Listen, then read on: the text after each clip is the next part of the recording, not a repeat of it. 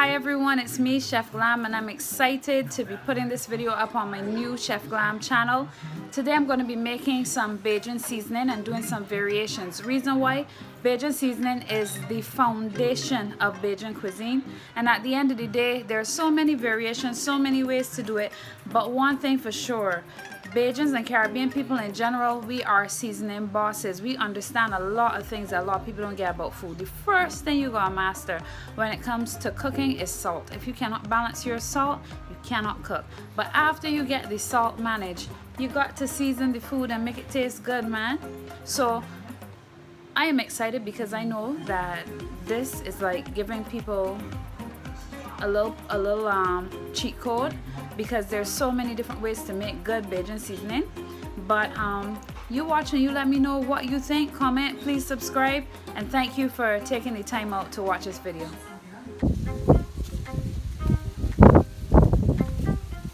Alright, so here I have some scallions. Oh god, I want a little water. The marjoram, you know, it was a bush and I tried to separate the little separate the roots, and all I've got is a little bit left. But you guys can instruct me and tell me if you know what I should be doing to let it grow better. But there's some over there too. You see this pretty mandevilla here, but that's not a herb. Then over here I've got some cilantro. It's starting to flower, and the same thing happened with this. It was one bush and I started to separate them, so we'll see how that goes. I had some more marjoram here, but it died. Alright, so here I got some cerci that I'm gonna let grow across and make a nice little carpet across this little area right here. And let me show you some of the other herbs I have. So this is broadleaf thyme. I'm not using any of this today. It's very mild tasting. The big leaves are mild. Then I have this lemongrass. I've got a little rosemary, and I've got a whole bunch of oregano. The oregano grows sweet, and also Thai basil. This is a big Thai basil bush I've got here. Then I've got a lot of little basil bushes. The snails and me are not getting along, but I'm trying my best. To the back there I've got some ginger root that I planted. Its stalks are getting big. Maybe the ginger is getting big too, I hope so. And then here I've got some Guyanese basil. It's looking, Guyanese thyme. It's looking a little bit yellow. As I said, garden enthusiasts, y'all can help me here, but I wanted you to see how the herbs look in the ground. Alright, over here is my favorite. This is some guava babies I'm growing. Here is some spearmint that I put into this pan, but I've got a bunch of it. If you look here, all of this is spearmint. I had to cut it all down because it was full of some little worm. And no, it's cut back and growing back, and it's making its way where it doesn't belong. I've got some basil. I found this wild under my truck wheel, and I pulled them all up and planted them. This one broke, but I planted it again and it's still growing. God bless it. And I've got some normal peppermint, but I really love this spearmint. So anyway, another big giant oregano bush. So I've been working on my little garden. It's a rocky area next to my house, but those are the herbs that I have, and then I'll show you the ones I bought from the market. 1, 2, 3, 4, 5. 1, 2, 3, 4, 5. 5. How many pigs? 5, 5, 5, 5. It's the way of Buggy. Buggy, bow, bow, bow. So first thing I do is sit down, watch some cooking TV.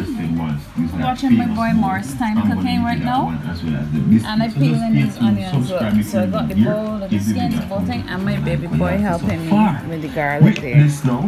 One nice fat So they want to help me, so they are helping me peel the garlic.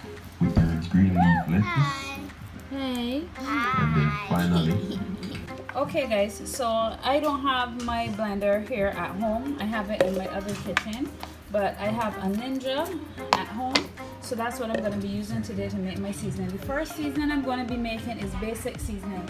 I want you to understand this is the base for any type of seasoning you want to make. So here I have a big bowl. It's full of onions and some garlic that my children helped me to peel earlier today. And I'm just going to take a big handful of garlic, and I'm going to put a bit of onion in there. Basically, That's 2 small onions really. I guess it's like around the same amount of onion to garlic. And I'm just gonna put a little bit of water in this. You could also put a little bit of oil, and I'm gonna blend it. And this is what I call basic seasoning. So if you don't know what you're gonna cook, you can always use this seasoning, and when you're finished with it, then you can add basil, you can add rosemary, whatever herb you want to make it take on the flavor of the other herbs. I've got some thyme here. I've got both the broadleaf and the regular one. You can do whatever you want. So I've got the water in here now. Not too much water, a couple tablespoons, and I'm just going to blend this up and show you how it looks when it's finished. So I blended it up. This is how it looks. If it was a little bit too watery, I would add a little bit more onion and garlic, but I want you to understand how we cook. We don't really cook things like this with a big recipe. We kind of just play it by ear, especially when it's as simple as this. And what do I have here? Some old mayonnaise jars. I love to keep them and wash them because they're food safe and they're useful. Thanks, Barry. And you're just gonna put that in there. Onion and garlic, they react to each other and turn green. So when we put this in the fridge after a couple of days, maybe by tomorrow it's gonna start to turn light green. But it will last you for at least 2 weeks. And look at how easy that was, and look at the yield. Now, as I said, you could put different herbs in here or do whatever you want with it. But this is basic seasoning. If you don't have anything to season your food with and you want to do a piece of fish, a piece of chicken, this, salt and pepper, and you're good to go. But of course we can enhance the flavors, and we're going to do so now by doing traditional Bajan seasoning. These here are real long and sweet. I got them from the market. So these are what Bajans call seasoning. We call this seasoning, but it's called scallions. These are some nice long ones as I'm showing you here. And basically this is going to be the base for my seasoning. So I'm going to be cutting up some scallions. I've got my onions and my garlic that I showed you before, and then I'm going to be using the herbs. I'm going to be using normal thyme and Guyanese thyme. Another herb that people use a lot in Bajan seasoning is marjoram, and I like to keep my seasoning simple because it tastes fresher. Then if you want to add something to it later on, you can do so. You know, all the little Worcestershire sauce or turmeric or anything that you might want to add to make the seasoning your own, you can do so. But remember, if you're going to season lots of dishes with this, then everything is going to taste similar.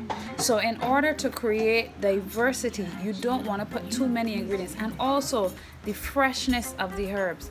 It's better to use less and add in things as you go so that it would stay fresh, because fresh just is better and it tastes different. Even when marinating, I don't believe in marinating too long because sometimes the herbs get less fresh. So just so that I could show people who care about those things, weigh that there, I got 156 grams, okay? So about 150 grams of these scallions, right? Wet. Sorry, please stop talking in my video. Let's do double the amount of onion. So we're going to say about 300 grams of onions.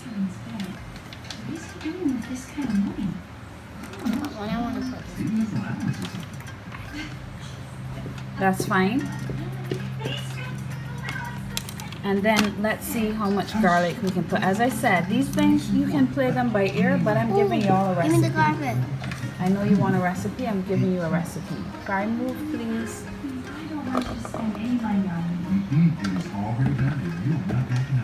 Let's see if we can get about 50 grams of garlic.